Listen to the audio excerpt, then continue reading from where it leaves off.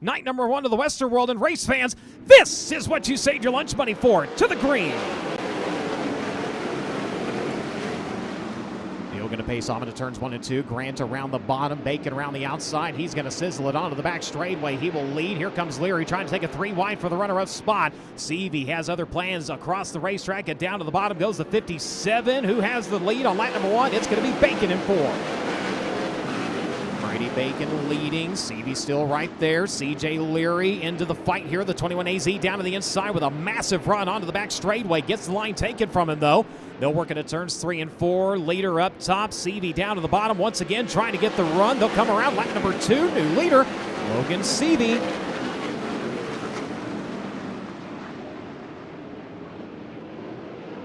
Field hustling far side of the racetrack. Seavey down around the inside line.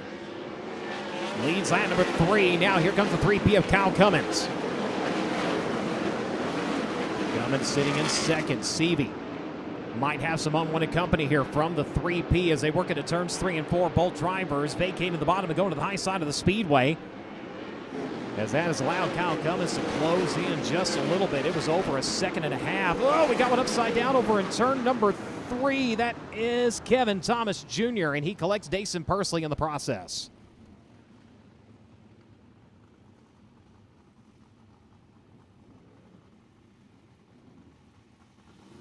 Both drivers already coming up out of their race cars. Fans, they are okay. And they'll cue it up here. Working into turns 3 and 4, and man, Kevin Thomas coming in and going into the left side of Justin Grant. And Kevin definitely letting Justin know his displeasure. As you can tell by the body language, not happy at all with the driver, the number 4. KT, I think it's safe to say you're very frustrated with Justin Grant. What did you take issue with down in turn number 3? I just told him just kind of what everybody else has said, but he just lane changes everywhere he goes. He's crashed a lot. His eyes are all up. He can't see anyways. So, you know, it kind of is what it is. We had a good race car and another 4-car, another incident. Who, if you just change lanes in an appropriate amount of time, that's okay. Taking hard lefts, hard rights. I mean, what do you do? It's bound to happen, but you know, he makes it a habit every single week. He's one of my buddies, but him after that. Back after it through the NOS Energy start can and backing away.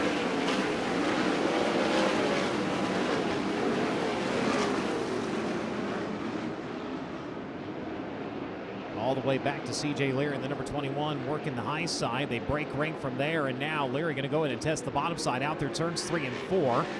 Leaves the high side open for the VT of Jake Swanson. Swanson trying to get a run on the 19 AZ of 𝑉𝑰𝑮𝑯𝑚𝑺. Back to the high side through turns 1 and 2. We'll see if he breaks rank and goes back down to the bottom. No, this time it's going to be Bacon. Brady's going to go to the bottom side. Leary's going to go to the outside. He has Justin Grant following him. Onto the front straightaway. They're going to cross it up. This time into turns 1 and 2. Here comes Leary with the slide. He will get by Bacon into turn number 1. Puts the short slide of the Macho Man. As now the 4 is going to duke it out here. That'll be the battle for the 4th and 5th positions. Brady with Grant in tow. Both drivers. Oh, look out. Justin Grant over the cushion into the wall. Keeps it off of the concrete and keeps it from climbing there, but he did make a little bit of contact. That's going to allow the 19 AZ of 𝑉𝑰𝑮𝑯𝑚𝑺, the 20 RT of Ricky Thornton Jr., and the 5T to close in here. As he's going to go to the top, the 19 trying the middle. Ricky Thornton pacing around the bottom side of the speedway. Keep an eye on RTJ. Ricky Thornton started 10th in this one, had gotten shuffled back to 13th in the early runnings. Crossing 5th last time at the start-finish line. Grant back to his outside, trying to get back by into the top 5 here. It will be Thornton with the advantage onto the front straightaway. Logan Seavey, in the meantime, has opened it up to 1.5 seconds here as he works onto the back straightaway. High side into 3. Cummins likewise. CJ Leary closing, trying to get one more here as we have 6 laps remaining. Leary, who had been alternating his line. Oh, we got him stacked up over turns 3 and 4. Caution. And that started with J.J. Yaley. Yaley, oh man, he slammed the cushion hard. That took him around. Keeps it rolling. Past the NOS Energy start can. comes Ricky Thornton on the charge. He will stick down at the bottom. Thought for a second he was going to put the slide on Bacon. Brady able to work the outside and hold off the 𝑯𝑰𝑮𝑯𝑚𝑺 Windows and Doors number 20 RT here as they work into turns 3 and 4. CJ Leary back down to the bottom side of the speedway here on the restart, trying to reel in second. Challenge for the lead. Everybody migrating down to the middle. The track's starting to clean off. They'll come around this time to 2 to go. Kyle Cummins working up to the back bumper of the Mountain Mechanical Contractors, number 57, white flag coming this time. She's cleaned off. They've worked to the middle. And here we go. Night number 1 of the Western World. 1 lap away. Seavey on the throttle onto the back straightaway. Challenge for second. Leary trying to look to the inside. Couldn't get there as they make their way into turns 3 and 4 for the final time. Checker flag going to fly, and $7,500 belongs to Logan Seavey in 57. Kyle Cummins in second. CJ Leary in third. And Ricky Thornton Jr. Ladies and gentlemen, let them hear it. Logan Seavey, your winner of night number 1 of the Western World. Previous Western World Championship winner to sit in victory lane for a preliminary night once again. Logan Seavey gets it done here at Central Arizona Speedway, and there are so many things to celebrate, so many things to be excited about, and the implications that this has for tomorrow. But we've got to talk about this racetrack. How razor thin did that cushion get? How difficult was it to run?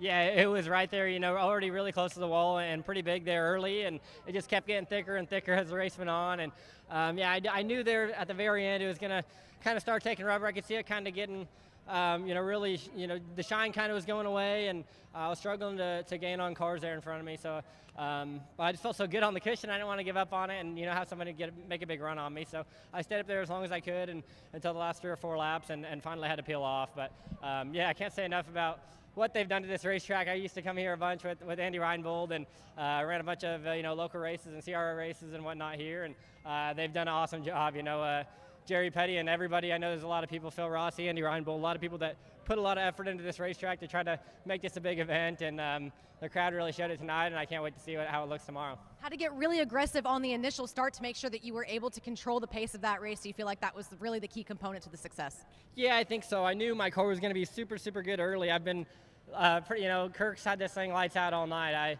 You know, I feel like I narrowly missed quick time, and that was probably my doing, and I narrowly missed winning my heat race, and I felt like I owed one to these guys for giving me such a good race car. This place is so fast and so tricky that it can be easy to get uncomfortable, but they've done such a good job today to make me feel good in my race car to run as hard as I need to win these races. And yeah, with Brady and Justin on the front row, you know, if you don't go early, they're going to get the track rolling and figure out where they need to be. And these races are just so much easier once you get to the lead, and you can kind of see the cushion really well, and you get to observe the whole racetrack. So yeah, this is a race.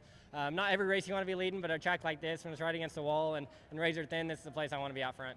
So difficult to beat Logan Seavey on these bigger, slicker racetracks. He is your winner of night number 1 of the Western World Championship here at Central Arizona Speedway. We will see him over at the stage in our post-race show after the 360 feature event. So we'll get to hear from Logan Seavey once again, but for now we'll go to Drake.